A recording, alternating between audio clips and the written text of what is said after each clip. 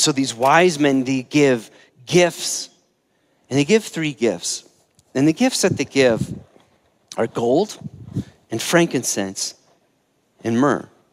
Now, here's what's fascinating about the gifts that the wise men bring, is that these gifts actually are a prophetic declaration upon who Jesus is going to become.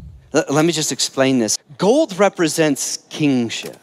And so a king would wear a crown with gold. They would have their palaces overlaid in gold. Gold represents kingship. And so them giving this gold to Jesus was like this prophetic declaration that he's king. And then there's frankincense, and you're like, Franken who? Frankincense is a scent. And I had someone come up, they're like, I do essential oils, and the frankincense is like $80 a bottle. But frankincense, this is really important. Frankincense was used in religious ceremonies, and it was used in the temple.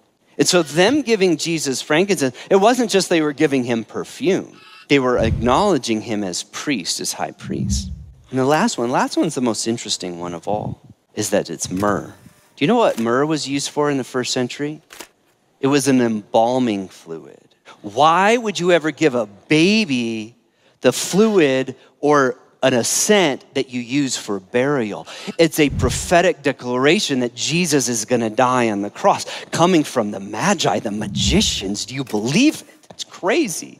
And so this response to the gift of peace and the gift of Jesus is that when you respond to him, you respond to Jesus as your king, you respond to Jesus as your priest, and Jesus as your savior.